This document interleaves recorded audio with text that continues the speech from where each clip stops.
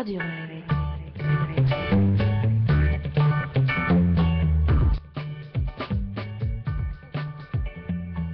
La radio étudiante.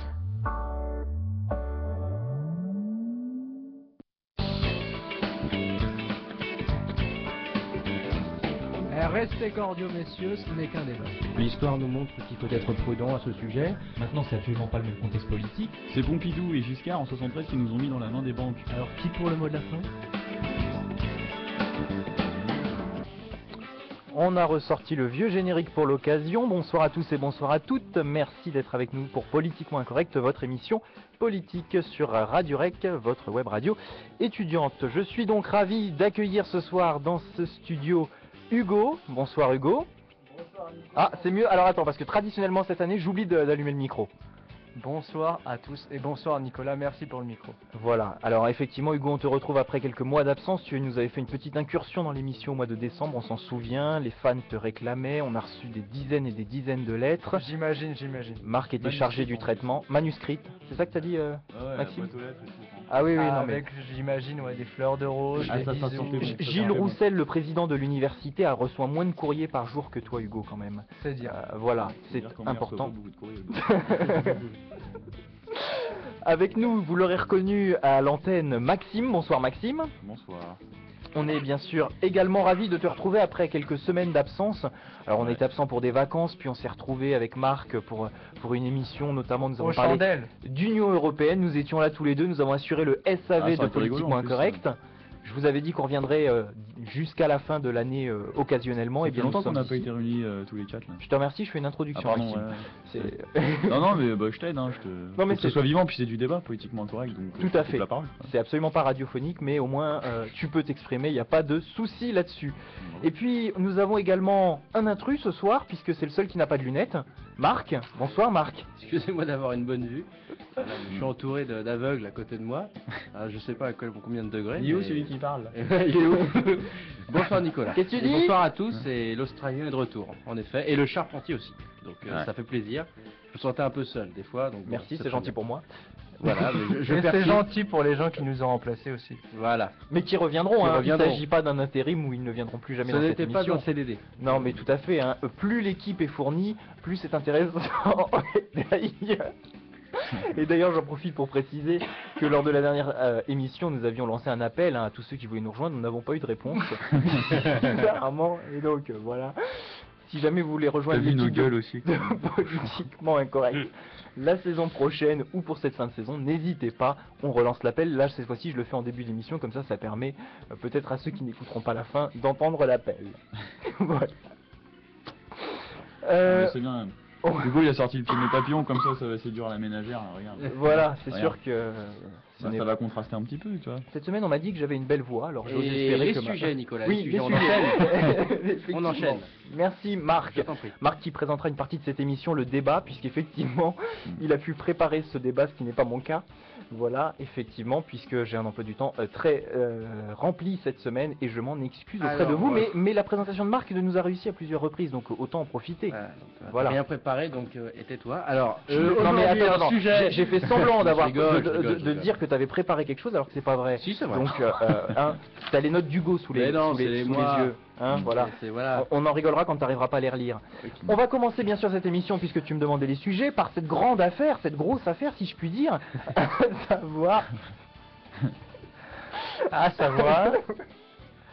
À savoir l'affaire des TER Trogan. Voilà, Au large. effectivement vous avez peut-être entendu cette affaire, ça crée l'émoi dans la société française. Au moins. Hein, des TER auraient été livrés et sont trop grands, et ce qui pose problème évidemment puisque eh bien les TER ne pourront pas rentrer sur les quais sans qu'il y ait de gros travaux, ce qui coûtera cher, mais ça Hugo va nous en parler dans quelques instants. Et puis il y a toute cette question évidemment qui est sous-jacente, c'est-à-dire comment gérer le ferroviaire français entre les rails et l'entreprise de transport. Tout ça Hugo nous en parlera.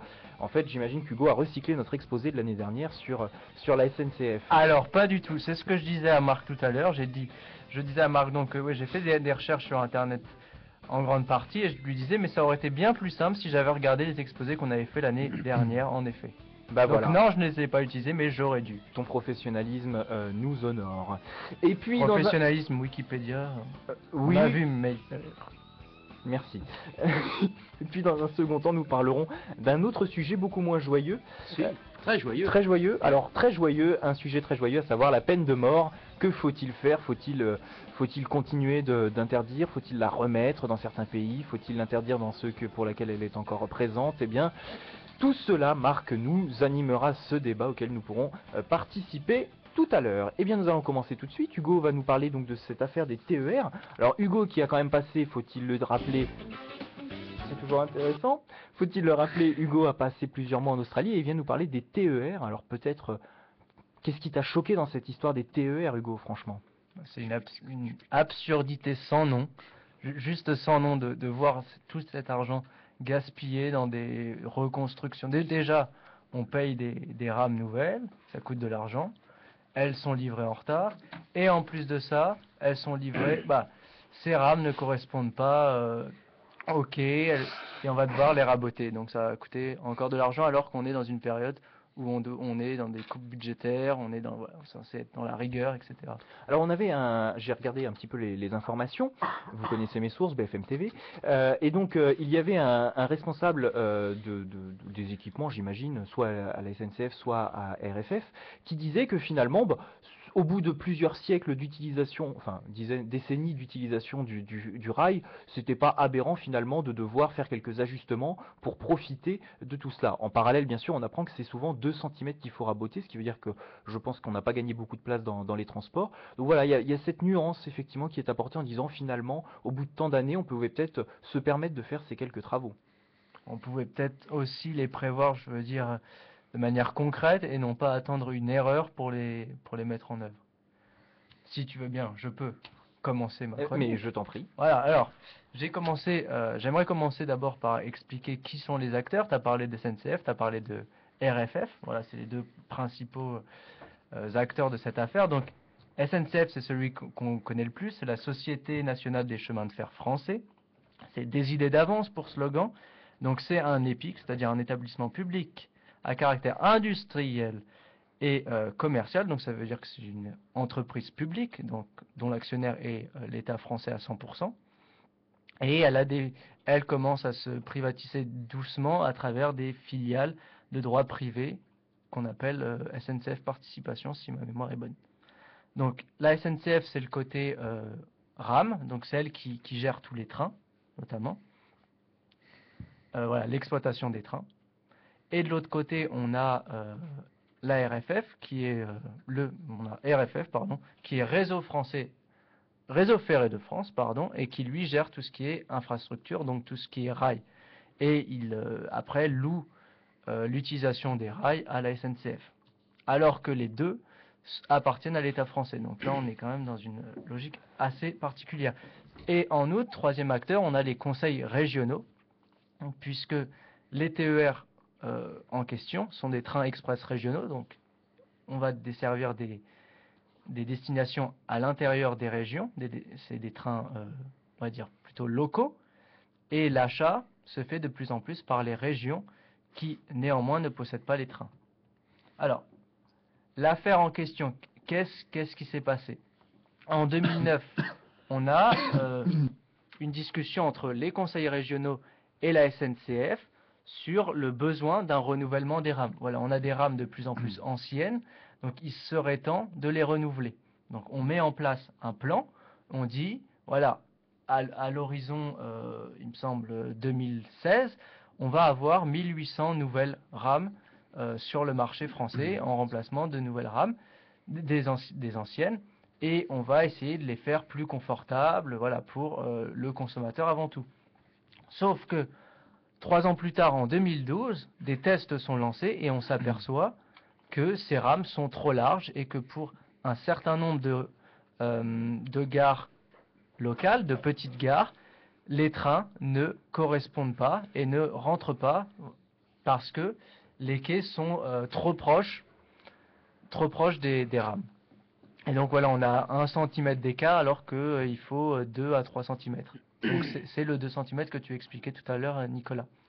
Et en plus, on voit que sur certaines rames, sur certains chemins de fer, que les trains quand 2 trains se rencontrent, l'espacement entre deux trains est trop serré. Donc il y a un risque en cas de rencontre entre deux trains. Donc là, en 2012, on s'aperçoit de ça. Donc les conseils régionaux sont furieux de cette mauvaise estimation. Et donc le 21 mai 2014, donc il a fallu attendre 2 ans pour que le Canard enchaîné révèle l'affaire. Donc en 2 ans, on a quand même commencé à faire des travaux pour mettre à jour, entre guillemets, les quais, comme tu l'as dit, voilà, ajourner la situation, raboter les quais qu'il nécessitait, et essayer de retrouver un système ferroviaire qui fonctionne un peu mieux. J'aimerais juste préciser les 2 nouveaux modèles qui sont en cause, les 2 nouvelles rames. Donc là encore, il y a d'autres acteurs qui sont en jeu, qui sont dans le jeu justement. Il y a Regiolis. Regiolis, c'est la première rame et c'est lancé par la compagnie Alstom qui est française et pour lequel il y a des pourparlers pour le rachat. Et il y a le train, je crois que c'est Région 2N, qui est par le Canadien Bombardier. Donc voilà, là encore, il y a deux rames, et sur les deux rames commandées qui posent problème. Pourquoi? Parce que on veut respecter une norme internationale. Cette norme internationale veut un élargissement des rames, visiblement pour plus de confort, et cet ajustement ne correspond pas à ce que proposent les quais et les chemins de fer français.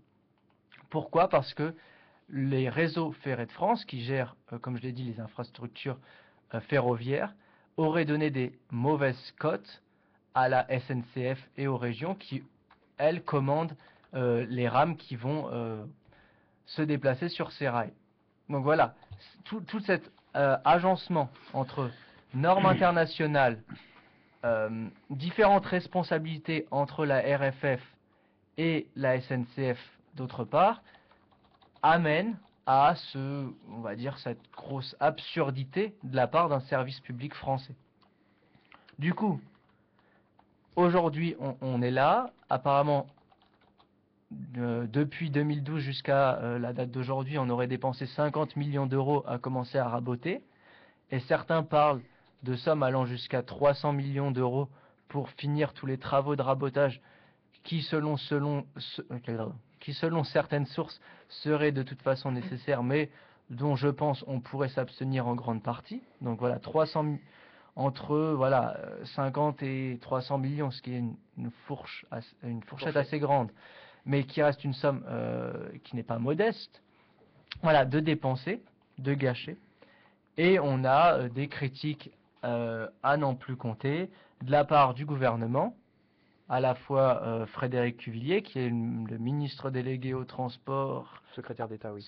Oui, on a changé les dénominations. Donc, secrétaire d'État au transport, à la mer et à la pêche, Ségolène Royal, qui est ministre de l'écologie, du développement durable et de l'énergie, et Stéphane Le Foll, qui est porte-parole du gouvernement, voilà, qui critique, et qui disent quelle aberration que cette nouvelle. Il y a même une députée qui a demandé la démission de Guillaume Pépi, qui est président de la SNCF, et les conseils régionaux qui se disent que quand même c'est un peu ils veulent pas passer pour des pigeons parce qu'ils ont commandé des rames, ils les ont payées, et là on leur demande presque de payer pour faire les travaux. Donc c'est un peu du foutage de gueule, comme pourrait le dire Maxime. Qu'est-ce qui se passe? Qu'est-ce que cette affaire révèle? Et le gouvernement en profite. Ils disent: oh, quelle absurdité! C'est excellent parce que la réforme ferroviaire approche. Alors, le mois prochain, la réforme ferroviaire va être examinée au Parlement. La réforme ferroviaire, qu'est-ce que c'est? On a déjà 2 entités qui ne s'entendent pas, la SNCF et la RFF, parce que par exemple la RFF qui gère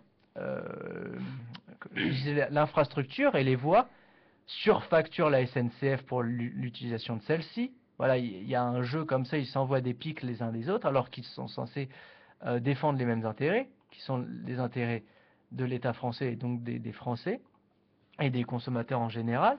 Et donc de 2, on va passer à 3 entités 3 entités qui seront regroupées dans le groupe SNCF. Ça va être 3 EPIC. Il y aura la SNCF Réseau qui va réunir en son sein RFF, une partie des SNCF Infra qui gère les infrastructures, et la direction de la circulation ferroviaire. Donc 3 entités dans une. Ensuite, il y a la SNCF Mobilité, qui est l'actuelle SNCF, qui va gérer tout ce qui est train, tout ce qui est TER, tout ce qui est TGV. Et enfin, une 3e entité qui, je crois, va gérer tout ce qui est transfert de fret. Voilà, le fret. Donc, on a là, à mon sens, juste une complexification de ce qui existait déjà pour, apparemment, on répond là aux exigences. On est dans une balance entre les exigences d'un service public et les exigences de Bruxelles qui demandent une concurrence. Voilà, la concurrence est selon elle obligatoire, donc c'est pour ça qu'on a éclaté. Jusqu'en 97, RFF et SNCF étaient un groupe uni. Donc toute la logique de circulation ferroviaire appartenait à un groupe seul. Donc il ne pouvait pas avoir de conflit, si ce n'est de conflit interne, mais voilà, c'est à une échelle moindre. Et là, donc, on essaye de réformer ça par la création de trois entités qui, à mon sens, vont compliquer largement la logique qui est celle la logique de service public. Parce que, bon, on est quand même, je pense qu'il y a un droit au transport. Les Français, surtout voilà, à l'heure actuelle, où on est de plus en plus séparé de son lieu de travail, de sa famille, où il y a des envies de voyage également. On nous dit qu'il ne faut pas utiliser la voiture. Voilà, et en plus on nous dit de ne pas utiliser la voiture. Il y a un droit au transport public important, et donc je pense que la SNCF a un grand rôle à jouer là-dessus. Que ça soit également la SNCF, faut-il le rappeler, gère une partie du RER. Donc voilà, à mon sens, il faut bien penser ça. Et on a cette réforme qui est en place, mais il faut penser aussi aux obstacles qu'il y a sur la route.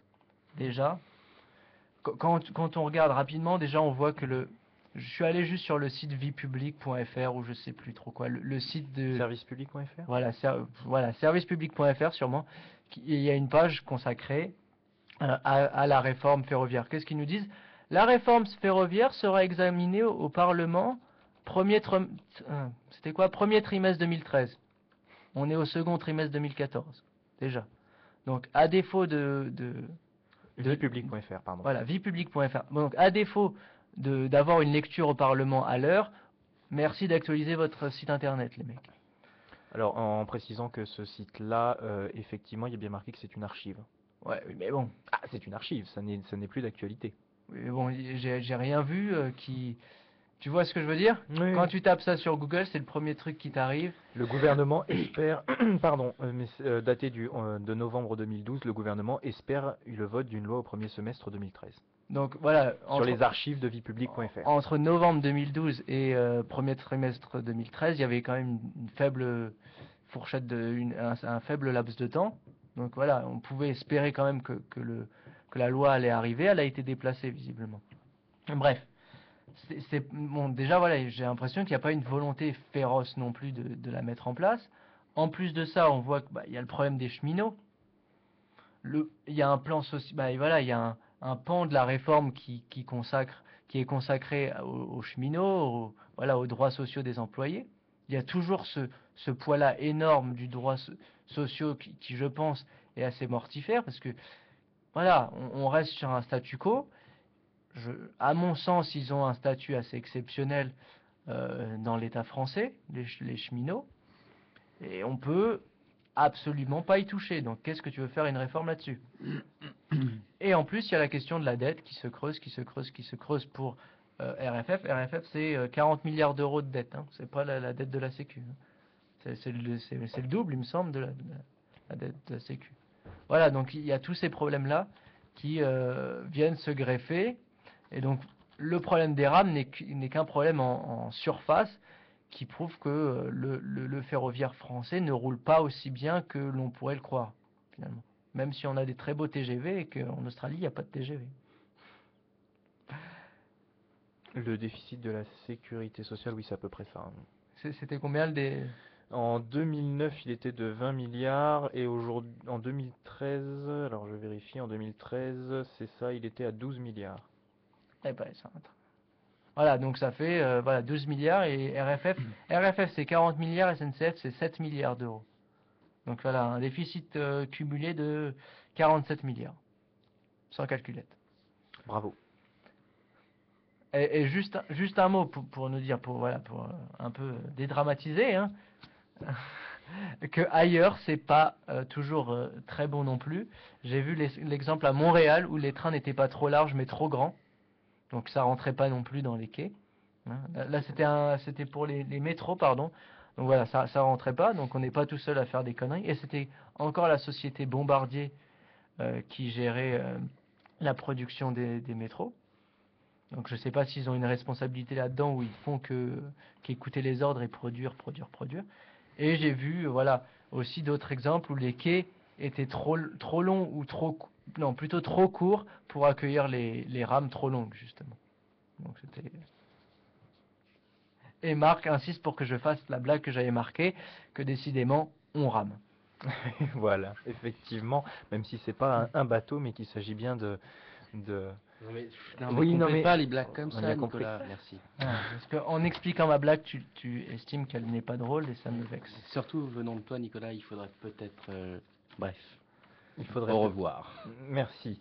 Je vais peut-être vous faire... Oui, Hugo, t'avais pas fini. Non, je te laisse. Je voulais juste entendre, par exemple, toi qui étudies l'urbanisme, Et si qui est t'avais... conseiller municipal aussi. Hein. Non, oui, toi qui étudies en urbanisme, si tu avais des exemples qui te revenaient en tête et peut-être connaître ton avis sur la question aussi. Eh bien, oui, je vais le donner, mon avis. Mhm. Non, alors, pour étudier, non, pas spécialement. On n'a pas beaucoup étudié les transports, ou en tout cas, on les a pas étudiés de cette manière-là. En revanche, effectivement, comme tout à chacun, on peut trouver ça tout à fait aberrant qu'à l'heure actuelle, on est, alors que enfin, je veux dire, quand on a des projets de construction qui engagent des millions, des milliards d'euros, il est quand même concevable que l'on puisse avoir les bons gabarits qui sont transmis d'une société à une autre, d'un service à un autre. Donc ça, je pense que mes camarades ne pourront pas s'opposer évidemment à cela. Maintenant, bon, évidemment, c'est dramatique puisque ça engendre beaucoup d'argent dans une situation de crise où les entreprises n'en ont pas forcément besoin. On va encore évidemment devoir serrer la ceinture de pas mal de monde. Rappelant également effectivement que ces entreprises sont proches de l'État, donc que forcément on ne peut pas les laisser couler ou je ne sais quoi.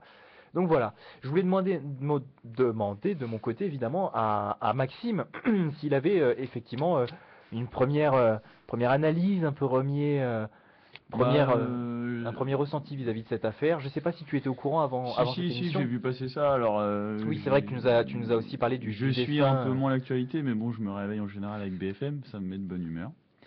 toi aussi. Et donc j'ai vu passer ça.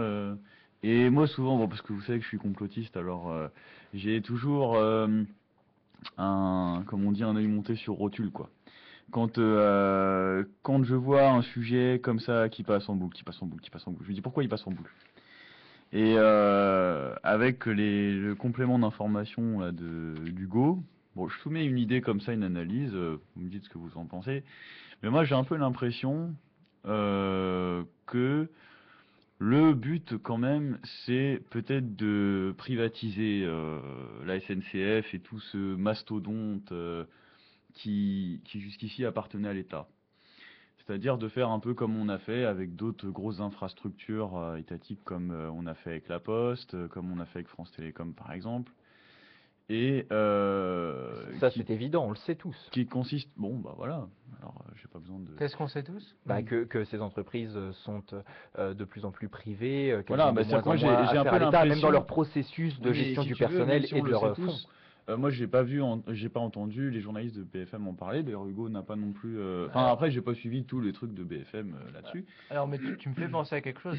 J'ai pas regardé BFM, mais j'ai regardé une vidéo de BFM Business, donc qui est une autre chaîne appartenant au Ouais, groupe je connais, ouais. BFM. Et Next Radio est le groupe. Pardon? Next Radio, le nom du groupe de BFM TV. Voilà, merci. Et donc, voilà, là, il y avait une émission de débat autour de cette question des rames, et ils étaient tous, voilà, il y avait, je sais pas, 5 ou 6 personnes sur le plateau, Et les 6 presque étaient d'accord pour une concurrence et pour Voilà. libéraliser le groupe. Donc, il y avait l'éditorialiste de BFM, il y avait Dominique Bussereau qui est ex-ministre Des au transports. transport de Sarkozy, il me semble. Voilà, ou c'est-à-dire ce sont d'avant. ces fameux experts, c'est-à-dire que ce sont ceux qui ont l'étiquette des experts. Voilà, C'est exactement. donc quand la ménagère entend ces gens-là parler sur BFM Business, c'est une chaîne, pour la plupart des gens, c'est un truc d'intello.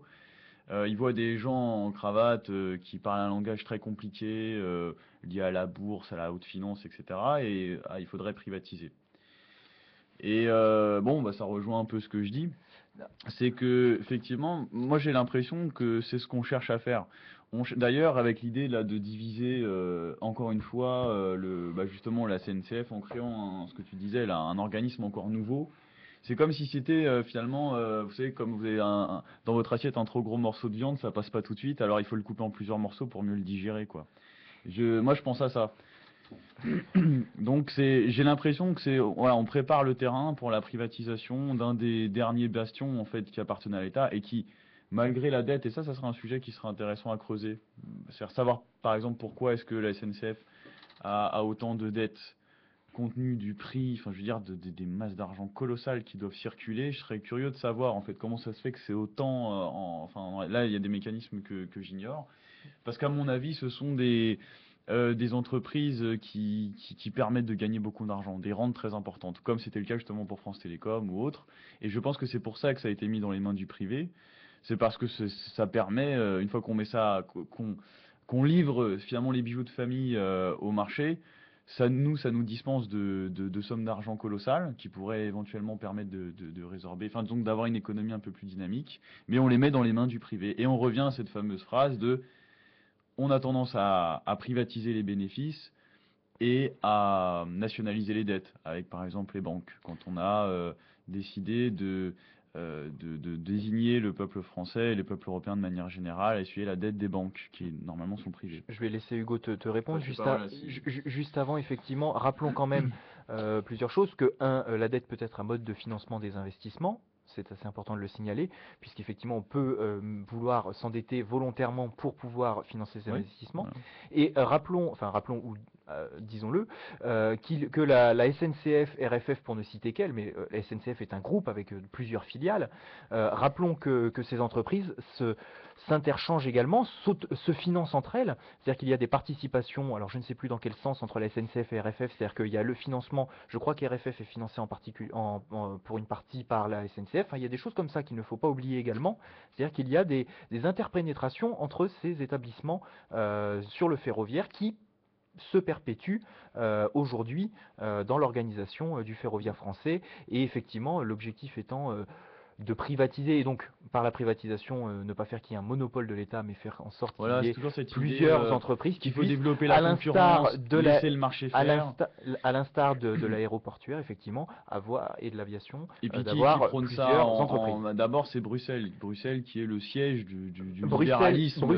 Bruxelles, dont nous en avons parlé la dernière fois avec euh, Marc, qui est bien sûr sous la coupole des 28 États qui décident également pour Bruxelles. Rappelons-le. Essayons d'éviter de personnaliser, s'il vous plaît, Bruxelles, qui n'existe pas en réalité. Hein. Donc, Alors, non, bah, je vais juste, si, je vais si, juste, il y a pré- beaucoup je vais de- juste préciser parce que c'est bien en fait, t'as peu ou prou dit ce que j'allais dire, j'allais voilà, ouvrir sur la concurrence, parce que le débat que j'ai regardé la dernière fois portait essentiellement sur ça, voilà.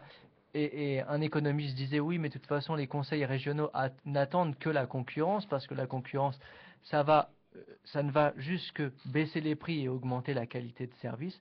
J'en suis pas certain. Ah oui, non, ça, c'est du Je baratin. me pose la question parce Ah que non, là, on a l'expérience maintenant, là, on peut le dire. on a affaire à un service public Ah non, et je me demande si, et je pense finalement que l'État est le meilleur garant d'un service public. Ouais, moi je Qu'est-ce qu'on- partage ce point de vue. Je me demande comment une entreprise voilà, derrière a une logique de profit, ce qui n'empêche pas une entreprise d'État d'avoir une logique de profit ou de la SNCF a rentabilité. aujourd'hui une Oui, logique de profit, on est bien Oui, c'est une d'accord. Hein. entreprise publique. Elle est c'est une déjà entreprise dans- commerciale publique. Elle est déjà dans cette optique-là. Je veux dire, vu le panel de prix qu'a la SNCF, on est d'accord qu'aujourd'hui, elle est là pour être compétitive, elle est là pour faire des tarifs qui sont attractifs pour remplir ses trains et faire des profits. Oui, Et, mais après, et elle possède des dirigeants qui ont certainement des intérêts à Voilà, bénéficier de ces profits. Non, mais je veux dire que l'intérêt numéro un doit rester le service public. Oui, oui. Voilà, Ouais. on a une mission de service public. Et je veux rebondir ensuite, là-dessus, ouais. voilà, après, tant mieux si on est rentable et encore mieux si Parce que on ça, fait c'est de l'argent. l'arnaque. Ah, attends, laisse Ouais. juste terminer Hugo et après. Non, voilà, c'est tout. L'arnaque, c'est toujours ça. C'est-à-dire que le libéralisme, quand il avance, ses arguments, c'est toujours de dire ça va être dans l'intérêt du peuple, parce que ça va mettre les entreprises en concurrence, qu'on va elles ne baisser les détiendront tarifs, pas de ouais. monopole, l'avenir sera incertain pour elles, ça les obligera à entrer dans une guerre sans merci pour améliorer la qualité de service, la qualité des produits, etc., etc. On a aujourd'hui le recul. Parce que le libéralisme, ça date pas d'hier, et on est dans des sociétés ultra-libérales, et puis on va encore même dans une fuite en avant qui s'accélère encore un peu plus à chaque fois, et on a le recul pour voir que, en réalité, regardez dans les domaines fondamentaux de la consommation, que ça soit l'alimentaire, que ce soit le médical, enfin, je veux dire, tous les domaines qui sont très importants, je dirais, qui répondent aux besoins primaires de l'être humain. On voit qu'au contraire, on a une décadence, quoi. On voit qu'on a une pente négative, quoi. Parce que regardez finalement ce que ça donne sur le plan de l'alimentaire. Alors qu'au départ, la mission, c'est de la bonne nourriture saine pour tout le monde, ce qui est en gros typiquement un objectif étatique, déconnecté de logique normalement libérale, de rentabilité, etc. Le but, c'est bah, voilà, de la nourriture pour tous. Quand vous passez ça sous un mode libéral, ça devient en fait de la bonne nourriture pour les plus riches. C'est le bio. Voilà, on peut faire l'analogie, je pense, avec l'alimentaire, parce que là-dessus, par exemple, on a le recul. On voit que finalement, maintenant, les couches populaires bouffent du Lidl et de la bouffe qui est littéralement empoisonnée, puisque c'est blindé d'additifs, d'OGM, etc., que c'est très mauvais, et que finalement, la seule bouffe qui reste à peu près saine, c'est ce qu'on peut mettre sous l'appellation bio, et encore, faudrait revenir dessus, c'est un petit peu ambigu, mais bon, là, c'est pas le sujet.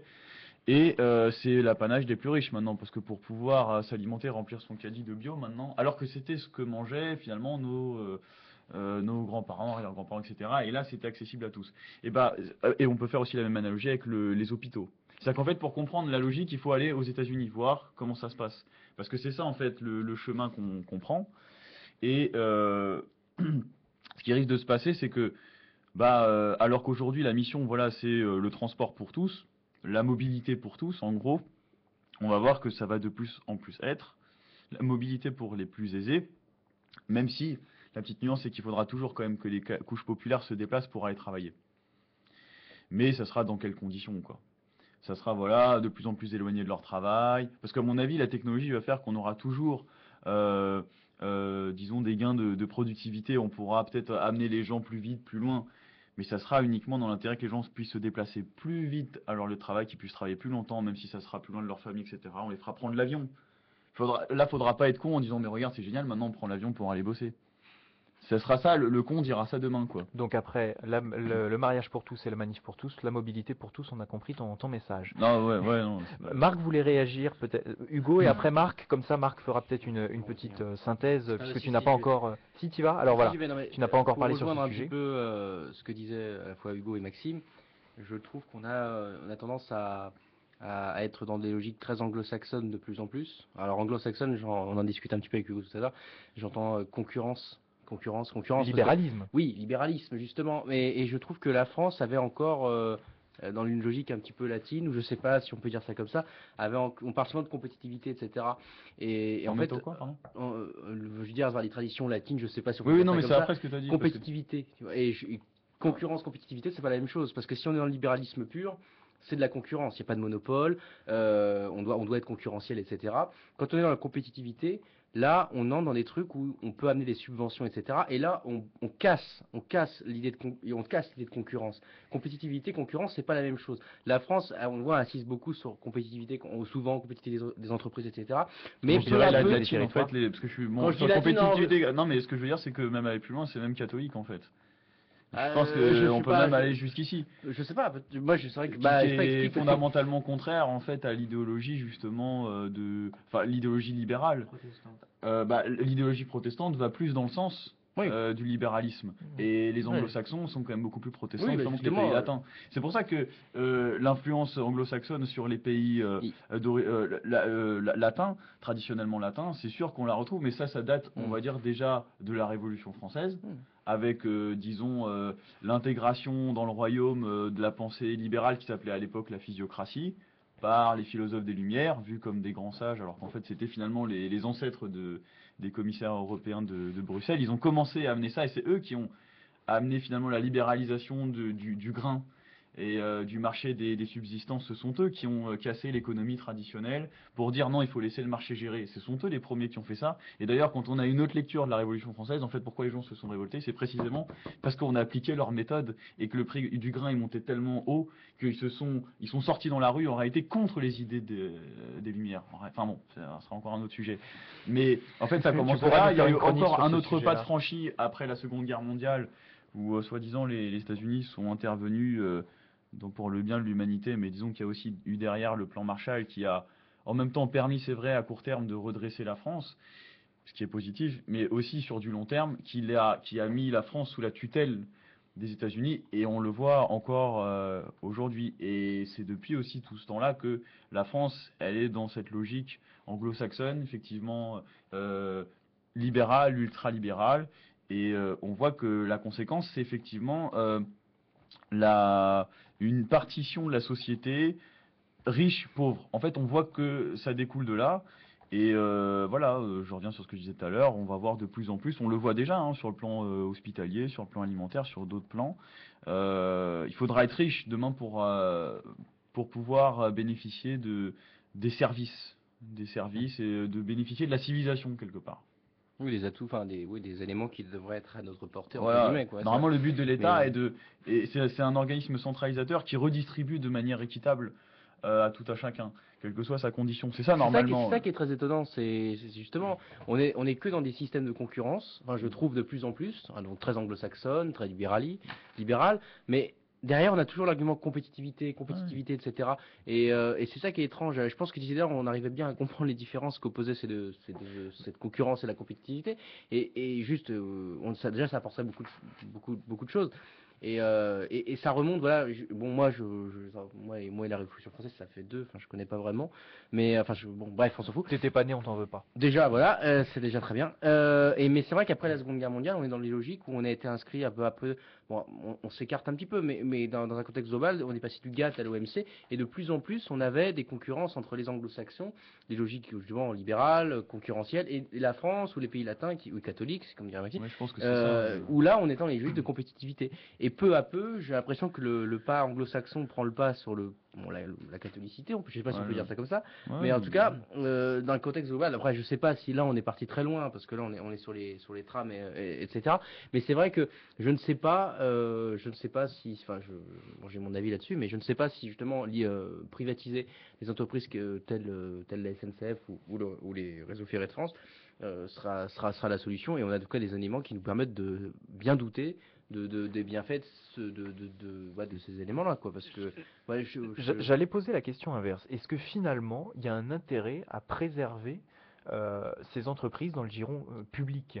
Est-ce qu'il y a un ça intérêt dépend à ce qu'on ce va en que faire. le Bah oui, non, mais ferroviaire... si t'as bien- Ça dépend ce qu'on va en faire, Parce Nico. que- alors je parle Si. pas du rail qui est une infrastructure, hein, je non, parle bien du transport. Mais Hein, ça le dépend, tu transport. disais toi-même à Mais l'instant. je le disais Tu moi-même, disais, mais je vous pose la question. Tu disais justement aujourd'hui c'est devenu quelque chose d'un peu lucratif avec des prix, etc. Qui font des fois qui dépassent l'entendement. Après ça dépend, soit c'est un service public et dans ce cas-là on essaie de faire des trucs à bas coût, on essaye d'avoir des prix compétitifs pour le coup, justement, pas concurrentiel mais compétitif. Et Si on compare avec ce qui se passe sur la route aujourd'hui est une infrastructure alors publique en dehors des autoroutes, bien sûr, oui. mais les automobiles qui sont dessus sont des automobiles privés. Mhm. Pourquoi est-ce que ce ne serait pas la même chose avec le train? Ah, ça c'est Ah, mais moi, je vais te dire, On n'est c'est plus une vraie sur le question. problème du prix, on Mais est c'est sur une une vraie- question c'est une vraie philosophique. question. C'est La différence, je Et- pense, primordiale est que là, on est dans un transport en commun et sur la route, on est en transport individuel. Sauf Donc si privé. on fait du covoiturage ou machin, bref. Mais Le taxi. voilà, ok, Non, taxi, bus. enfin, Mais ouais. voilà, et la différence le même, bus, le ça bus dépend. est un L'autocar est un transport généralement privé, le Voilà. bus est une délégation de service public. Voilà. Donc voilà, mais je pense que sur les rails, on est dans le transport en commun. Ça Après, il faut- doit être une délégation de service public. selon mais après, il faut aussi faire la distinction, je pense. Il y a différents degrés. Si on prend le TER ou le Transilien en Île-de-France, si on prend le RER, si on prend le TGV ou si on prend le train corail, voilà, Après, il y a aussi. il y a différentes missions et différents degrés de mission de service public. Oui, le RER, c'est une mission, les gens le prennent majoritairement pour aller au travail. Le TGV, il y a moins de gens qui le prennent pour aller au travail, ils peuvent le prendre pour aller en vacances, mais il peut servir aussi pour les déplacements professionnels ou pour voir de la famille. Voilà, Puis il y a le. il y a différentes utilisations. Et puis il y a aussi. Et donc, vas-y, excuse-moi vas-y, Marc, pardon, juste, vas-y, je termine cette phrase. Voilà, c'est pour ça que le degré, je dirais, de service public, de mission de service public est différent. Mais c'est pas pour autant, à mon avis, que la SNCF doit sortir du giron de l'État. Et la SNCF, à mon avis, et le service ferroviaire doit rester un service public. Et en plus, j'ajouterais que selon alors, les nouvelles pratiques et les nouveaux modes de fonctionnement, etc., j'ajouterais que, en complément de ce que vient de dire Hugo, il y a aussi le poids des déterminismes et du poids dans lequel on vit aujourd'hui. C'est-à-dire qu'on peut pas, ça rejoint ce que disait Maxime ou même Hugo avant, et on peut pas demander aux gens de faire autrement que de prendre les transports en commun quand on sait qu'il faut aller assez loin, qu'il faut par exemple avoir une maison ou un appartement qui se trouve à je ne sais combien de temps de Paris ou autre, etc. C'est-à-dire qu'on a on a une société aujourd'hui qui impose les transports en commun, notamment pour un coût de facilité budgétaire ou même social, je veux dire, c'est plus rapide, et on est dans une société où on nous a depuis des années, enfin je pense en tout cas depuis les années 70-80, c'était la voiture, c'était génial. Aujourd'hui on nous dit non, la voiture c'est très mauvais, c'est très mauvais, c'est très mauvais. C'est parce que ça pollue, et en plus on se rend compte que maintenant qu'on est tous habitués à ça, finalement on n'a plus autant de réserves qu'avant, du coup pour extraire ça va coûter beaucoup plus cher. Donc du coup les prix vont augmenter, les taxes sont de plus en plus importantes, les gens ne peuvent plus prendre beaucoup leur voiture, et du coup on en arrive à des situations où on est obligé aujourd'hui de prendre les transports en commun, de prendre ces services publics qui justement, en fait on est obligé aujourd'hui de les prendre. Alors si ça commence à être quelque chose de purement libéral, il faudra voir la forme que ça prendrait. Ouais, Mais si on est dans des logiques où c'est comme ça, c'est-à-dire que c'est une question d'habitude, en fait, une question d'habitude et habitude sociétale aussi. On migre en fonction de notre époque. Enfin, oui, sur le truc, genre, en gros, on s'inquiéterait de voir la SNCF privatisée parce que ça occasionnerait une hausse des prix, ce qui serait problématique dans la mesure où on a besoin de se déplacer de toute façon pour aller travailler. Je veux dire, t'inquiète pas, de toute façon, s'ils veulent qu'on travaille, on travaillera, quoi. Je vais prendre une comparaison, on va me dire extrémiste, mais je veux dire, les esclaves, ils voyageaient beaucoup. Ils voyageaient beaucoup, les esclaves, ils avaient une grande mobilité. Mais c'était pas, si tu veux, c'est-à-dire qu'il faut pas. En fait, dans l'université justement, on a tendance à penser que mobilité c'est positif, quoi. C'est-à-dire, c'est Moi, je super, pense on se ça. déplace beaucoup, il faut accroître la mobilité, c'est du progrès, quoi. Et pas forcément, quoi. Je veux dire que il y a si c'est une Tout le monde mobilité. tout le monde ne défend pas l'idée que la mobilité Non, est mais c'est forcément quand même, positive, si hein. tu veux, ce qui apparaît de manière générale, on va dire que ça fait partie des aménités, tiens, encore pour sortir un terme à la con, tu vois, ça fait partie des aménités de pouvoir. d'avoir une voilà, De du moment pouvoir. qu'elle n'est pas imposée. Mais Elle nous a imposé au je veux final. dire, comme tu disais, le RER, Voilà. je veux dire, de prendre le RER, il y a plein de gens qui s'en passeraient, qui en ont plein le cul de prendre Bah le oui. RER tous les jours. Les gens ils tirent la gueule, puis il y a encore des pannes, mais t'inquiète pas, de toute façon, puisque il faut qu'on aille travailler parce que c'est nous, disons, qui par notre travail alimentons la machine. On a besoin de façon de travailler, donc on aura toujours une mobilité et les prix pourront de toute façon monter. Mais peut-être même qu'un jour on aura une gratuité des transports. Comme je vous dis, par exemple, pour les esclaves, on les faisait pas payer pour voyager, mais c'était plus rentable, si tu veux, c'était rentable de les faire se déplacer. Même si le déplacement avait un coût, à terme, le travail qu'ils effectuaient valait la peine qu'on les déplace. Je crois que- Rappelons pour compléter ce que tu dis qu'effectivement aujourd'hui en Île-de-France, les entreprises payent la moitié, je crois, des titres de transport de ceux qui travaillent. C'est une règle qui est fixée. Donc On ne en- verra en jamais, à mon Île-de-France. avis, un cas où on pourra plus prendre le RER parce que c'est trop cher, quoi. Parce que si c'est ça, c'est l'arrêt de l'économie et c'est pas ce qu'ils veulent non plus. Donc, de toute façon, il y aura forcément des facilités. Dans quelles conditions? Ce qui est déjà d'ailleurs des conditions dégueulasses, hein. Je veux dire, on est entassé comme du bétail, hein. Moi, j'ai travaillé pendant 3-4 ans sur Paris tous les jours. Franchement, je me suis dit, mais c'est pas humain, quoi. C'est des conditions, il n'y a pas de clim, rarement. Enfin, Tu vois, tu as beaucoup de pannes, beaucoup de trucs, et puis quand tu as des pannes, quel est ton pouvoir en tant qu'usager, que consommateur, parce que tu payes cher en plus quand même le titre de transport. Mais jamais tu peux dire, ah bah tiens, là, je me fais rembourser parce qu'il n'y a pas eu mon train. Bah, Arrête, va te faire foutre, et puis c'est tout. T'as aucun. C'est là où je trouve qu'il y a du mépris vis-à-vis des usagers. On va te vendre une belle vitrine, vous allez accroître votre mobilité, vous allez pouvoir. Ouais, mais bon. Merci à vous pour cette première partie. Oui, Hugo? Ouais, je voudrais juste apporter un point de clarté. Je ne sais pas si ça a été bien clair. J'expliquais la réforme ferroviaire. Je veux simplement dire que j'étais favorable à la réforme ferroviaire, mais pas à celle qui est proposée par le gouvernement, à savoir que, comme ça, je pense que ça a été clair, l'éclatement en 3 entités, je pense, est stupide. Sachant qu'aujourd'hui, évidemment, le ferroviaire est éclaté en plein de choses. En réalité, la SNCF a plein de filières différentes. Voilà, la SNCF a 5 filières, mais le plus stupide dans tout ça, c'est que, voilà, je le disais, la RFF gère l'infrastructure, la SNCF gère les trains, mais à l'intérieur de la SNCF, il y a une filiale qui s'appelle SNCF Infra, pour SNCF Tout Infrastructure, à fait. et celle-ci, elle est chargée de la gestion, de l'exploitation et de la maintenance du réseau ferré national pour le compte de la RFF. Voilà. Qu'est-ce que ça C'est veut ce que dire? je voulais dire tout à l'heure en parlant Mais d'interposition. qu'est-ce que ça entre les veut dire? On sociétés. a 2 sociétés publiques qui font la même chose. Tout à fait. C'est complètement stupide. Je- Voilà, je suis d'accord pour remettre les cartes sur la table et voilà, réorganiser tout ça, mais la manière dont c'est présenté à l'heure actuelle, je ne pense pas que ce soit la bonne solution.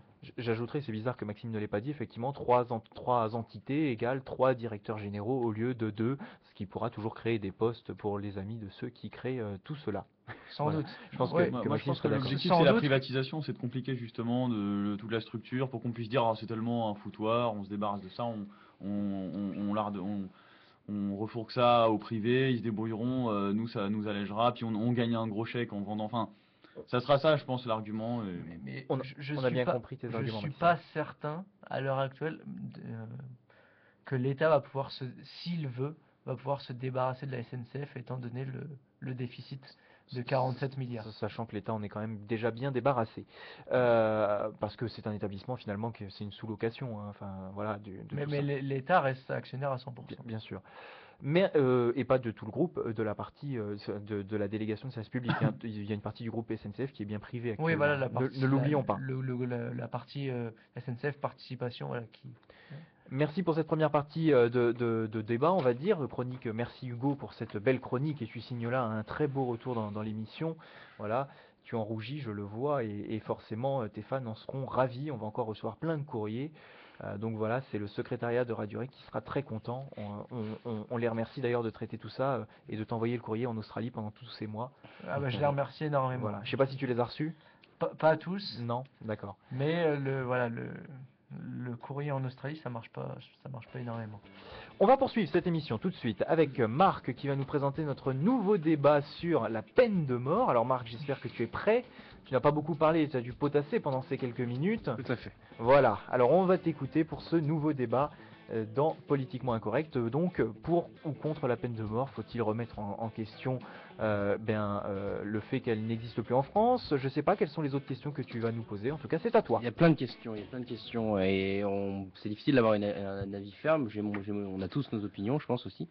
Mais ce qui peut nous faire réagir, on en a discuté avec Hugo, et c'est plutôt les nouvelles aujourd'hui quand les gens sont condamnés à la peine de mort.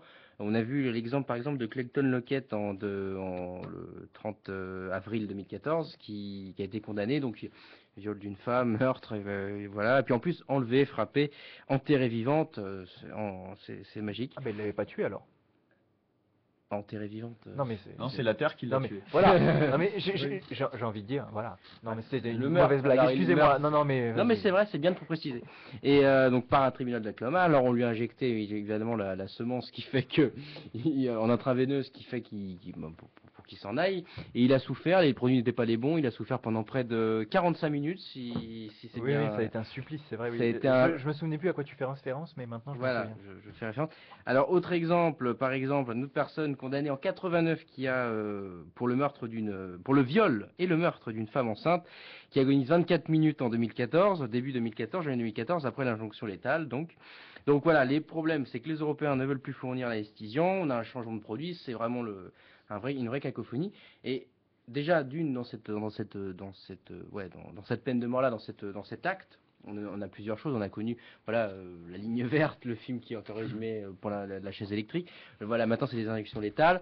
Avant nous on avait la guillotine, c'était plus rapide aussi. Puis on montrait la tête de celui qui s'était fait couper la tête, qui décapitait au peuple, parce qu'apparemment je crois qu'on peut. Ce qui serait bien, quand on c'est se fait qu'avec découper, avec BFM TV aujourd'hui, il y aurait un direct en plus. ouais, qui serait- ça pourrait. Et en plus, apparemment la tête vit encore 10 secondes après après la décapitation. Merci pour ce détail. Hugo, très- c'est Je vrai, sais pas si c'est 10 secondes, mais elle vit En encore. tout cas, il le montrait au peuple qui venait assister à ça.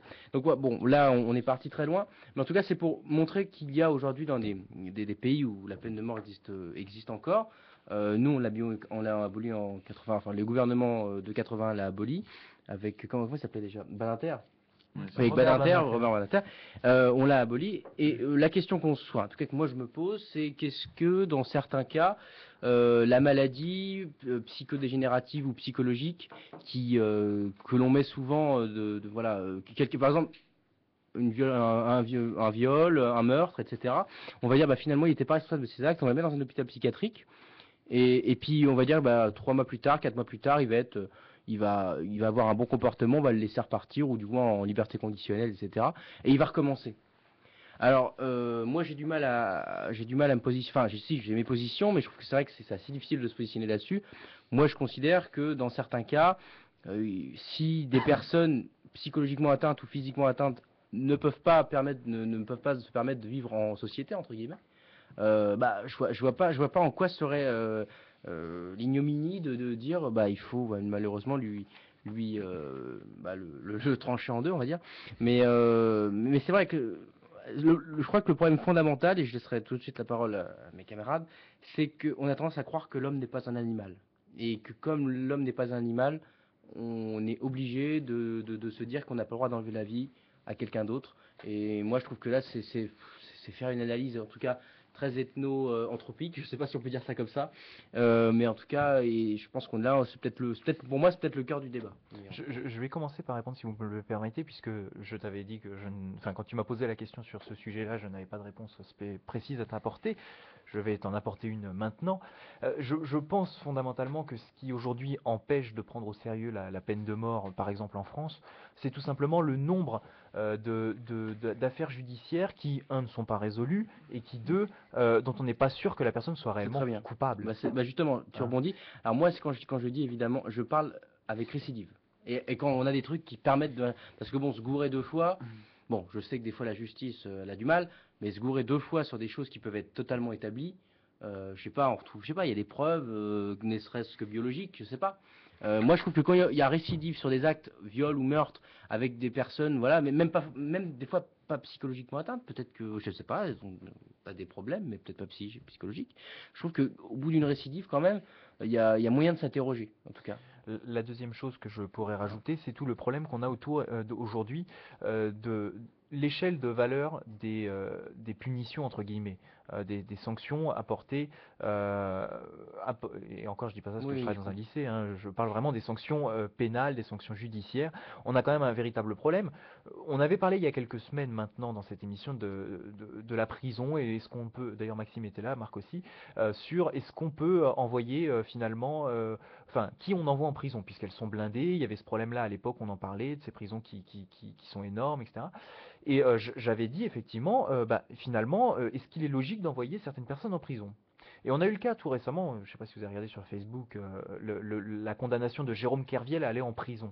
Voilà, quel intérêt a-t-on à enfermer Jérôme Kerviel? Jérôme Kerviel aujourd'hui n'est pas dangereux pour autrui. Il est dangereux parce qu'il a transgressé la loi. Voilà, il a volé entre Oui, guillemets. Si on donc peut du dire. coup, il a Voilà. transgressé la loi. Il a transgressé la loi. J'ajouterais, qu'est-ce qu'on a fait à Jérôme Kerviel? On a retiré, alors j'ai pas tous des éléments du dossier, peut-être qu'on lui a pas tout retiré, mais on a retiré certaines condamnations financières à Jérôme Kerviel. On a retiré certaines indemnités, certains intérêts qu'il devait payer. Ça veut dire que Jérôme Kerviel, qui a volé, qui a donc pris de l'argent, on le condamne à de la prison, c'est-à-dire à l'enfermement, alors même, et on lui supprime la peine financière, alors qu'en réalité, la peine réciprocitaire, ce serait qu'on le fait payer, puisqu'il a volé, et non pas qu'on l'enferme. Oui, c'est n'importe Dans quoi. l'immédiat, Jérôme Kerviel ne va pas, alors bon, comme n'importe qui, il pourrait aller voler à l'étalage, mais a priori, c'est pas dans ses intentions. Et a priori, il n'a plus accès au système financier dans lequel il a exercé ce qui était néfaste pour la société. Donc je ne vois pas l'intérêt de l'enfermer, qu'il prenne une place de prison, certainement dorée, parce que vu la notoriété du mec, ça m'étonnerait que ce soit une prison comme tout un chacun a le droit.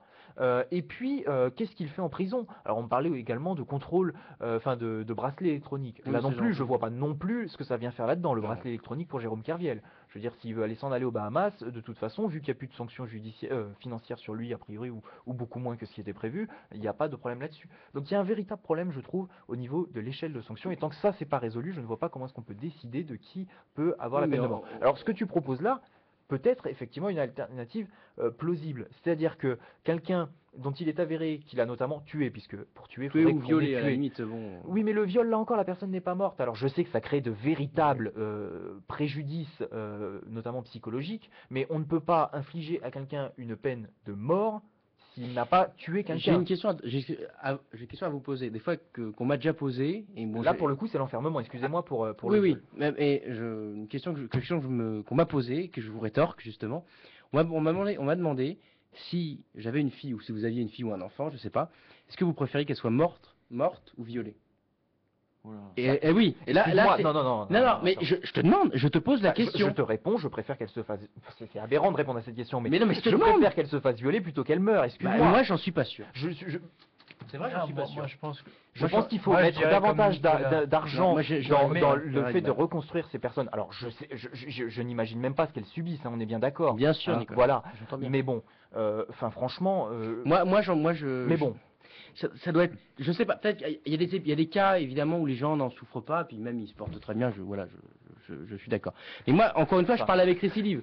oui. Je parle, non mais vous voyez ce que je veux dire. Il y en a où ils sont au fond du gouffre, ils sont même. Mais pour éviter la récidive, il ne faut Mais- pas les faire sortir, c'est juste ça le Oui, problème. mais c'est pas les la gens les question. font sortir. C'est pas la question de les tuer ou pas les Mais on les tuer, fait pas leur mettre sortir, la Nicolas. Mais c'est bien ça le problème, c'est ce que je dis. On Mais a un oui, problème la loi est d'échelle faite comme ça. de sanctions et on a un problème d'application des peines. Oui, mais Le on problème part du temps. récidiviste, c'est qu'il sort à un moment alors qu'il ne On- devrait pas sortir. On part du principe en France et dans la loi française, on part du principe que les gens on peut commis un acte, mais qui peuvent toujours changer. C'est ça le principe. C'est pour ça qu'on a des remises de Mais peine. j'ai pas- C'est pour j'ai ça pas qu'on a dit des que choses c'est comme bien. ça. Et s'il y a encore des trucs comme ça, c'est-à-dire que quand ce sont déjà, moi, la réponse à la question que je viens de vous poser, j'aurais vraiment du mal à y répondre. Et franchement, que ce soit l'un ou l'autre. En fait, j'irais plus, moi, j'ai contrairement à ce que tu dis, j'irais plus dans l'autre sens. Je sais pas. Sans parler de la fille ou je ne sais quoi. Non, mais la même question un me serait enfant, un posée. mec, Non, mais même un même pas, mec, même hein. pas. La question me serait posée à moi. J'espère que je vais rien avoir en sortant d'ici. Mais je préfère me faire violer que de mourir. Excuse-moi. Ah bah j'en suis Voilà. pas sûr. Non, Je te réponds. Voilà, on va pas parler de ma fille que je n'ai pas, mais je vais parler de moi. Effectivement. Voilà. J'ai lancé un débat. Excusez-moi. les Maintenant, enfants, mais- j'imagine que le viol est un supplice qui n'est pas agréable à subir. On Mais est-ce que l'imagine c'est bien. pas un je supplice suis pire que la mort?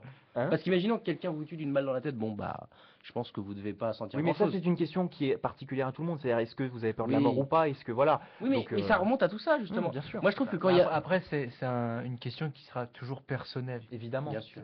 Et on ne peut pas juger de quelque chose qu'on n'a pas vécu. T'es pas mort, t'es pas violé. Putain, vous imaginez qu'il y a une Non. émission dans laquelle je dis que je préfère être violé que de mourir. C'est quand En même fait, énorme. Marc a gagné son pari là. Ouais, c'est bon, j'ai réussi. Il veut lui faire dire, ça y est. Non mais c'est fou.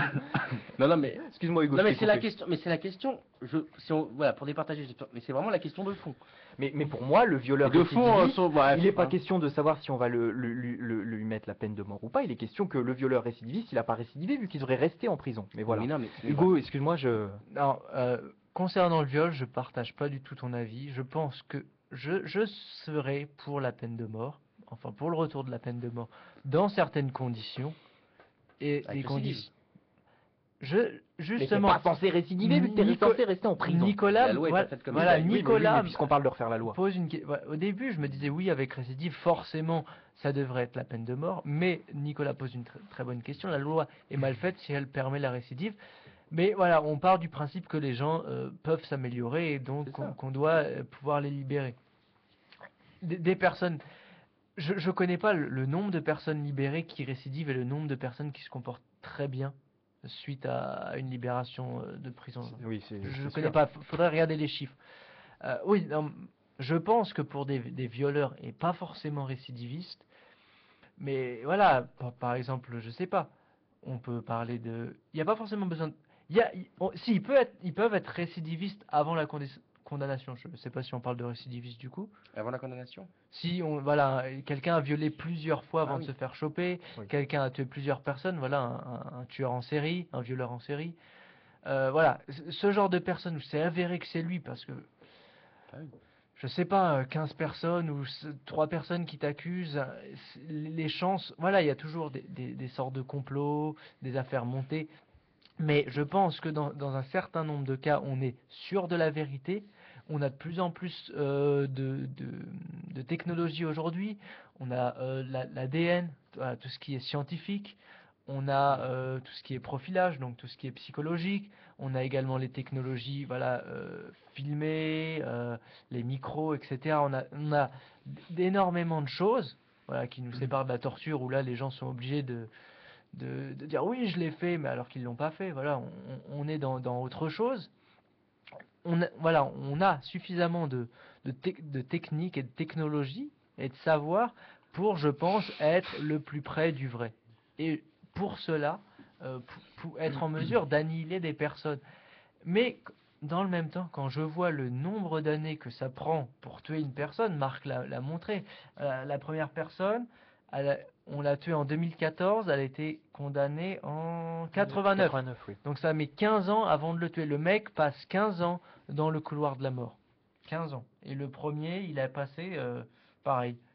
Non, 25 ans, pardon. 25 ans et le 89. Personne t'a repris, mais effectivement, ça ouais, fait 25 ans. Et le premier, c'était... Alors qu'en France, au bout de 25 ans, il serait sorti. Hein. voilà. Et l'autre, c'est 2000 à 2014, donc 14 ans. 14 ans. Vous vous rendez compte? 14 ans à attendre qu'on vous tue. Je trouve ça aussi aberrant. Parce que, voilà, finalement, bah voilà, la personne, bah, c'est bien parce que la personne, voilà, elle est en prison. Et à un moment, c'est un peu, finalement, mais finalement, c'est un peu de la prison à perpétuité, vu qu'à la fin, on va mourir, de toute façon.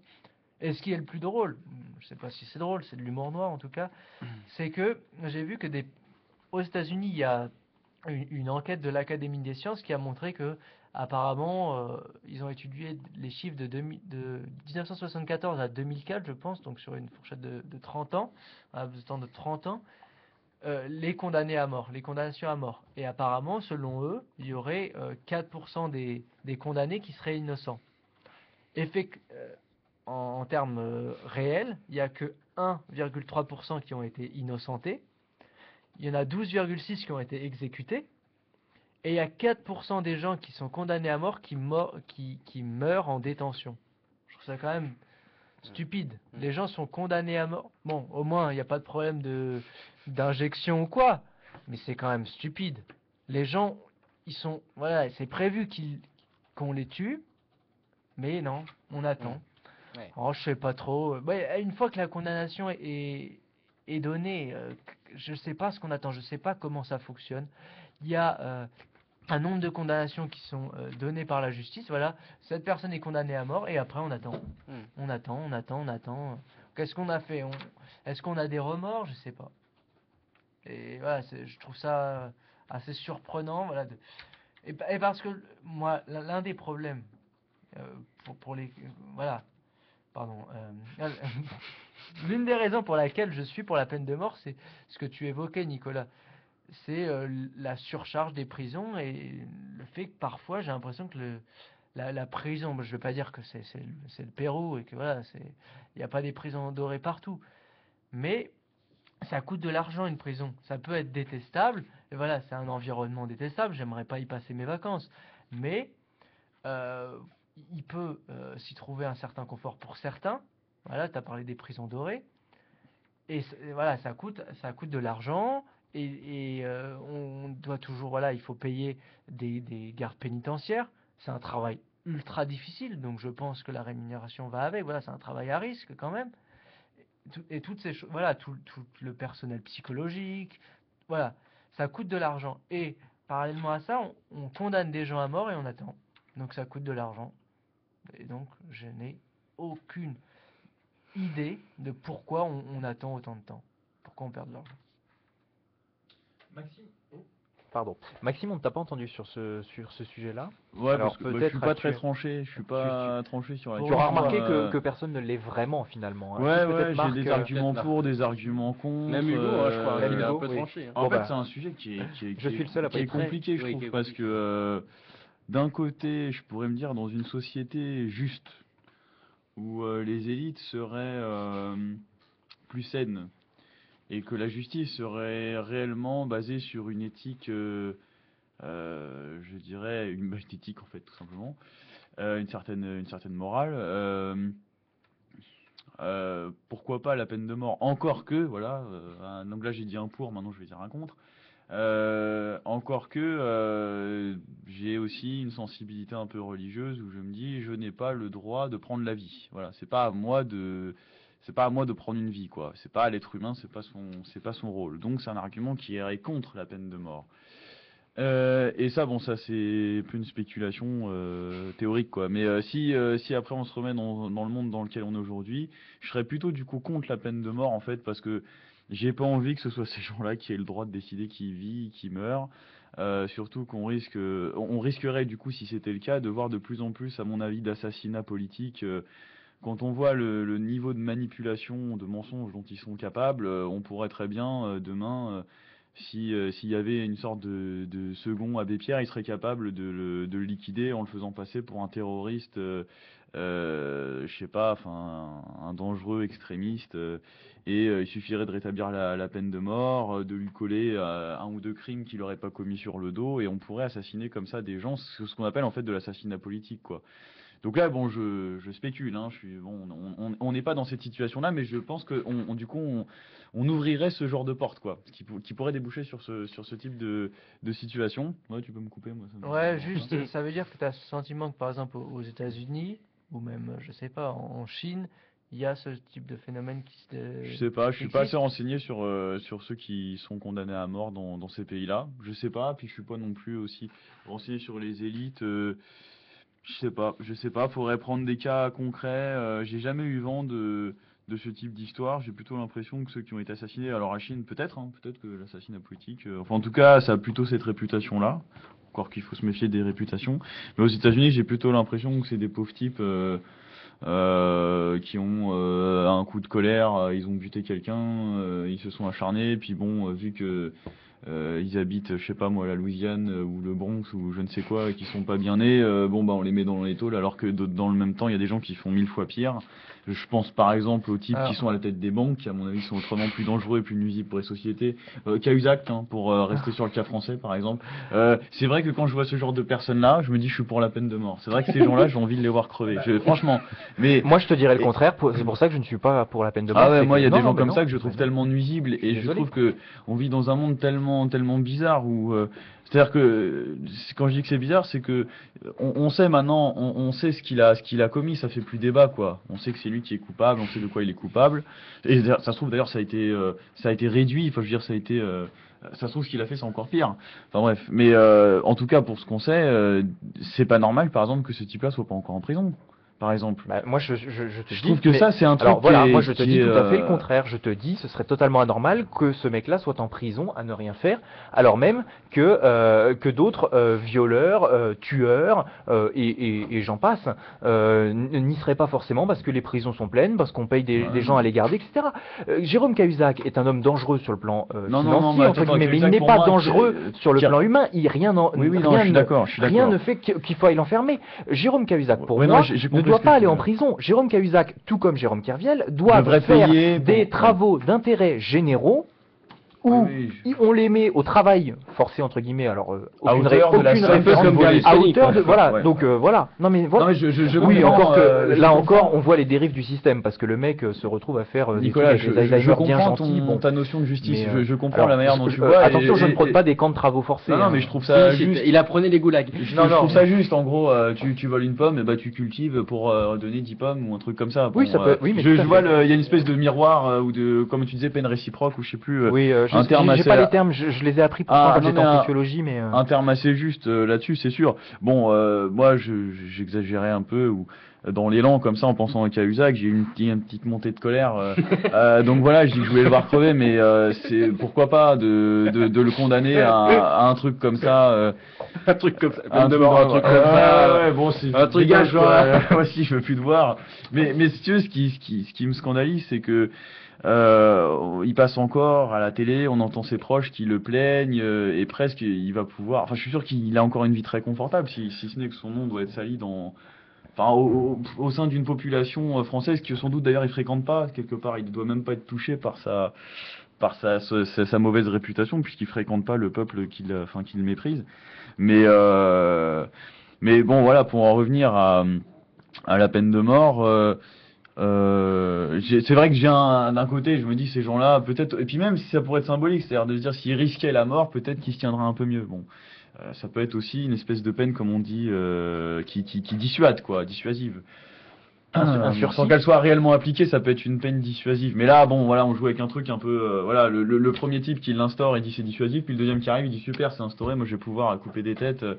Donc c'est voilà, c'est tout le problème de la question. Donc moi je serais plutôt pour peut-être plus sur ton truc quoi, c'est-à-dire peut-être pas de peine de mort parce que là on joue avec un truc avec lequel à mon avis on n'a pas vraiment le droit de jouer. Et puis dans de mauvaises mains, il pourrait y avoir voilà une espèce de terreur moderne où on verrait pour des raisons politiques plein de personnalités, moi que j'aime bien d'ailleurs, qui risqueraient d'avoir la tête coupée, hein, tout le monde voit de qui je parle par exemple, Ouais. voilà. Et en même temps, où je voulais en venir du coup. Donc oui, contre la peine de mort pour ça, mais oui, du coup peut-être plus un système, une justice plus juste en fait. au plus proche Voilà, de en ce que... gros, ouais, peut-être plus quelque chose comme ça.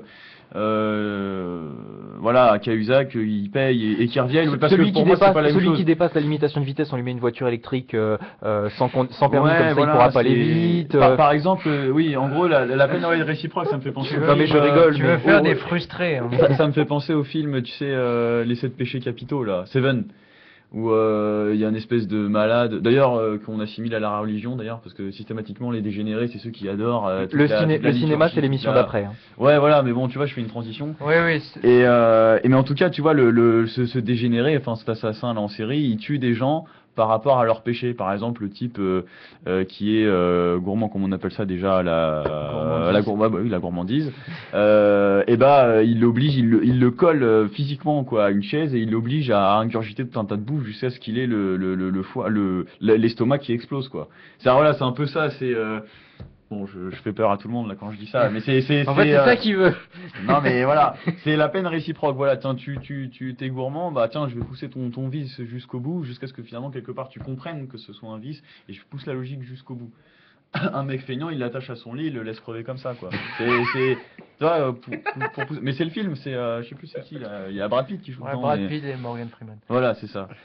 Donc, à la limite, peut-être plus pour une justice qui soit sur la peine réciproque, mais voilà, ça serait pour que ce soit appliqué, ça encore. Hugo souhaitait Et oui, juste le réagir dernier à truc, ton après je me propos. tais, c'est Kerviel. Pour moi, Kerviel, c'est comme on dit, l'arbre qui cache la forêt, Ouais, c'est-à-dire oui, que c'est un soldat. Je dis Ça, pas ouais. que c'est bien ce qu'il a fait et tout, ça fait partie des traders.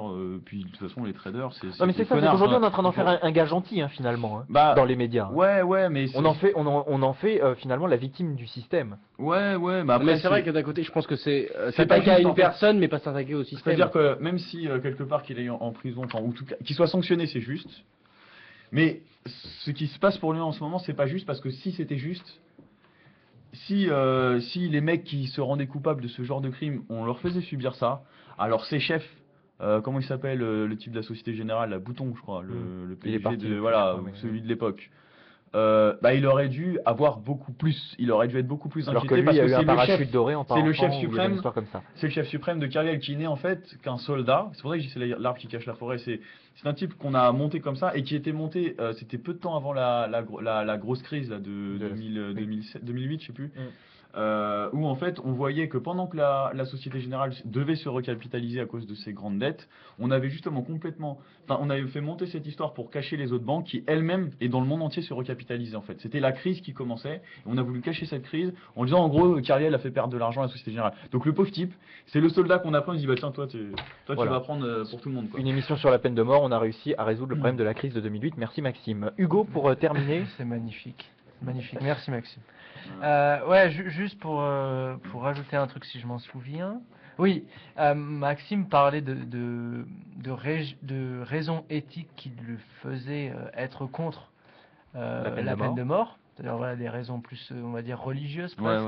Ouais. Et moi, je me demande, voilà, il y a beaucoup de gens qui sont contre la peine de mort, mais qui sont pour l'IVG, qui sont pour l'euthanasie. Voilà, et moi, je trouve que c'est des 3 avis qu'on doit mettre sur la même ligne.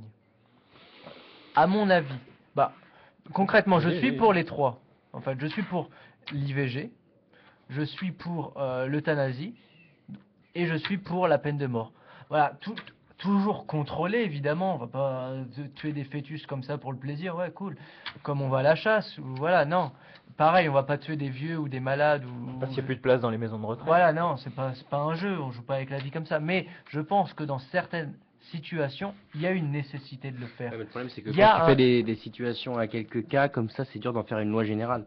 Mais Dans le juste- cas de l'euthanasie, par exemple, je parle. Oui, mais Oui, mais je crois C'est que pour ça que c'est l'un des cas malheureusement- les plus difficiles. Ouais, l'euthanasie, ce n'est c'est pas le le sujet de pire. cette émission, Mais c'est le c'est- pire. Parce c'est que des il faut questions demander d'éthique. l'avis à la personne, il faut C'est qu'elle l'ait le pu les pire. mettre avant. Et puis tu sais parce pas qu'on si peut derrière elle a faire été d'accord. instrumentalisée Voilà. par des gens à côté. On sait Parce pas. qu'il y en a Alors, qui- on va résumer.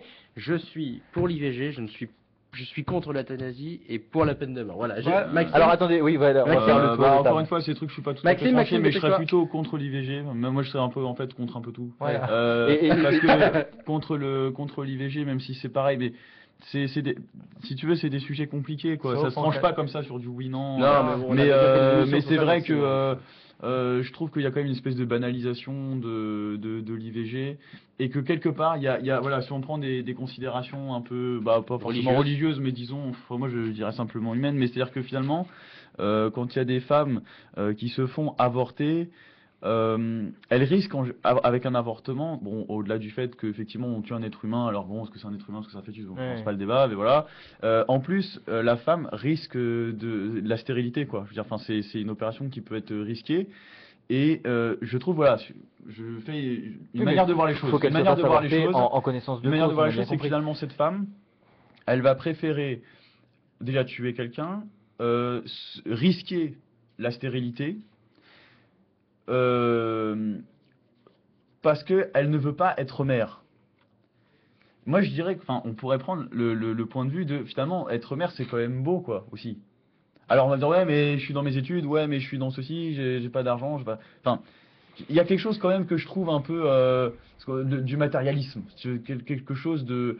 on a tellement tout désacralisé que il y a quelque chose d'un peu laid, je trouve, là-dedans. Je suis contre l'euthanasie parce que déjà c'est pas admis, et je me dis que certainement si l'IVG n'était pas admis, j'aurais été contre, comme je suis contre l'euthanasie aujourd'hui. Sans doute que ça va être un jour mis, et que ceux qui seront contre, on les verra comme des catholiques intégristes extrémistes, un peu comme c'est le cas pour l'IVG. Mais l'euthanasie, ça rejoint un peu sur la peine de mort, c'est que vu les gens qu'on a au-dessus de nous, c'est des gens qui parlent en permanence de faire des économies drastiques, qu'il faut que les gens soient rentables. Ils sont de toute façon dans cette logique de rentabilité. Il n'y a pas pire pour eux que les vieux. Ça coûte cher un vieux. On va juste écouter la fin du propos d'Hugo avant de terminer cette émission, puisqu'il y a une autre émission derrière. Juste pour répondre, puisque tout le monde a répondu, effectivement, plutôt pour l'IVG, mais évidemment encadré. Idem pour l'euthanasie, mais alors vraiment, il va falloir vraiment faire un gros effort au niveau que chacun puisse donner un avis sur qu'est-ce qu'il ferait, parce que je sais que voilà, tout le monde n'est pas d'accord dans les mêmes familles. Et l'histoire, je crois que c'est Vincent Lambert, me semble-t-il. Je crois que c'est le nom de la personne qui est dans le coma et dont ça a fait jaser et qui est un petit peu l'exemple pris pour cible dans cette histoire. Et puis pour la peine de mort, évidemment, pas à l'ordre du jour pour le moment en ce qui me concerne. Je trouve ça un petit peu compliqué. Alors vraiment, il faut revoir toute l'échelle des sanctions avant.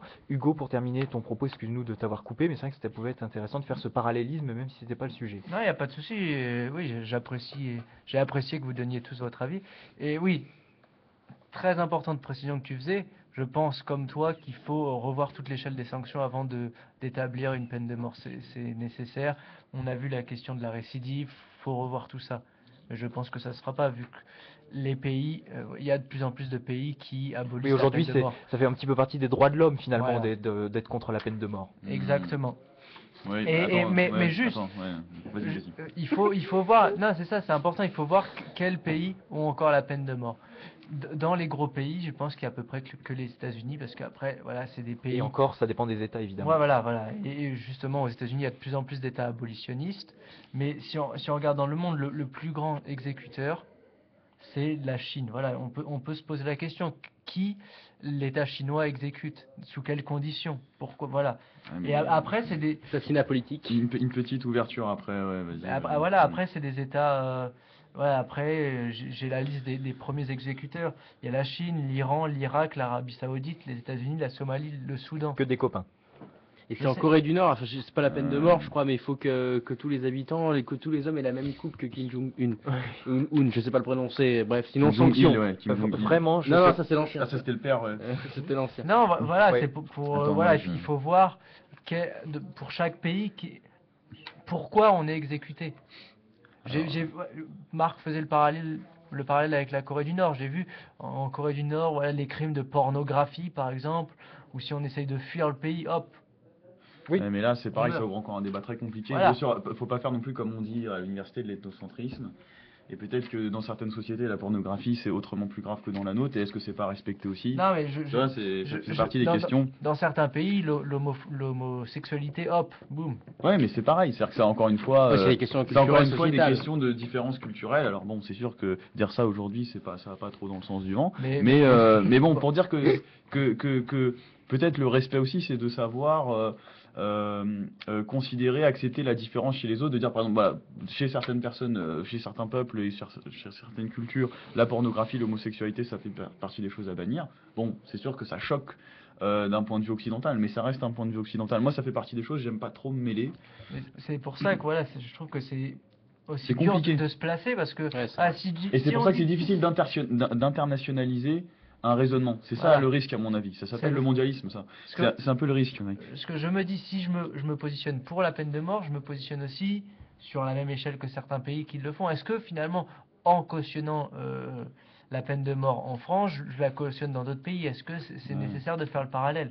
Moi, je pense Pas que ouais, forcément. on peut être par exemple contre la peine de mort parce mais dans son pays, mais que ça reste. Moi, je suis quelque part un nationaliste de toute façon. Donc que ça reste à l'échelle de son pays, qu'on se mêle Voilà, pas, avec cette qu'on se mêle pas juridiction. des C'est vrai. considérations d'ailleurs. C'est vrai. Moi, c'est pour ça que je me mêle pas de la peine de mort, même aux États-Unis, qui est pas un pays que j'affectionne particulièrement, mais c'est pour moi aux Américains aux États-Uniens de décider eux-mêmes. Et juste, je voulais faire une petite ouverture là, en fin d'émission là, c'est là, quand tu disais les États qui exécutent le plus. Moi, je dirais, ouais, mais il faut voir aussi par rapport aux guerres, parce que la peine de mort, ça peut aussi se prolonger aux guerres. Et là, à mon avis, les États-Unis passent en top one, mais de loin, quoi. Et aussi une certaine hypocrisie, parce que voilà, on disait la peine de mort, être contre la peine de mort, c'est pour les droits de l'homme, etc. Donc là, on retombe un peu dans le vernis humaniste, machin, dégoulinant de pathos là, toujours instrumentalisé pour justifier des choses les plus dégueulasses en plus, souvent des guerres néocoloniales, etc. Bon, je développe pas, je vois que tu me presses. C'est pas de la censure, hein, mais vraiment, faut Je qu'on- sais, non, mais de toute façon, j'ai l'habitude. Mais bon, je prolonge, j'essaye d'être concis. Mais regardez juste pour des exemples très précis, ce qu'on a fait par exemple en Libye, ce qu'on a fait par exemple aussi à Saddam Hussein, comment il s'appelle déjà le grand terroriste, la Ben Laden. Osama Ben Laden. Ouais, oui. enfin, ce qu'on aurait fait, parce que c'est pareil, c'est un peu louche ce qui Mhm. s'est passé. Mais c'est-à-dire que les partis qui sont, bon, je parle surtout de la France, pour les partis qui sont au pouvoir et qui nous disent justement la peine de mort, c'est des idées du Moyen-Âge, etc. Et regardez d'ailleurs, parce que je sais plus, à un moment donné, le Front National était pour, je crois. Alors justement, c'est l'extrémisme, c'est voilà, on va avoir que des gens qui meurent et qui vont être décapités au coin de rue. Ça n'a pas dérangé que par exemple Kadhafi et toute sa famille soient massacrés, je veux dire, mais d'une manière vraiment les plus dégueulasses qui soient. Saddam Hussein, on l'a condamné à mort. C'est-à-dire que pourquoi est-ce qu'à ce moment-là, on refuse la peine de mort pour des gens, enfin je veux dire de notre propre sol. Par contre, quand on s'exporte, ça n'est plus valable. je trouve qu'il y a une espèce d'hypocrisie. Finalement, tu soulignes là qu'on interdit la peine de mort dans un jugement, mais que parfois les militaires, eux, directement infligent une peine de mort C'est pas les militaires. sans jugement finalement. C'est pas les militaires, Oui. parce que Saddam Hussein, ça a été le tribunal de, je sais plus, enfin, la Ouais. haute instance, le truc, la tour en chef, qui l'a condamné, et on l'a vu se faire pendre. Bon, je croyais que la peine de mort, c'était, enfin, les droits de l'homme. Donc, Saddam Hussein n'a pas eu le droit aux droits de l'homme. Est-ce que c'était un homme? C'est ça, tu vois, la question que ça pose. Voilà, une très belle ouverture pour cette émission consacrée donc en partie à la peine de mort. On a bien compris un petit peu les avis de tout un chacun. Et puis au TER dans un premier temps. Je voulais juste faire la petite... voilà, tu as fait toi-même une ouverture sur la rubrique de l'émission de ce jour. Je vous ai mis une petite illustration qui à mon avis illustre bien les deux sujets de ce soir. Effectivement, je laisse les auditeurs évidemment découvrir cette petite illustration humoristique qui fera plaisir, j'en suis sûr. Nous nous retrouvons très vite sur Radio Rec. Dans quelques instants, l'émission de Robin qui est Cinebdo. Voilà, Cinebdo avec Robin, avec un programme bien chargé comme à l'habitude. Et puis, vous retrouvez Politiquement Incorrect sur Facebook, sur Twitter, sur les réseaux sociaux et sur le site internet de Radio Rec. On se retrouve très rapidement. Ce sera normalement le vendredi à 18h. Hugo, tu voulais dire? Bisous. Bisous. Ah oui, effectivement, je l'ai fait parfois. Oui, le bisou d'Hugo, ne l'oublions pas. Bonne nuit les petits. Et puis, à très bientôt. Bonne soirée. Bisous.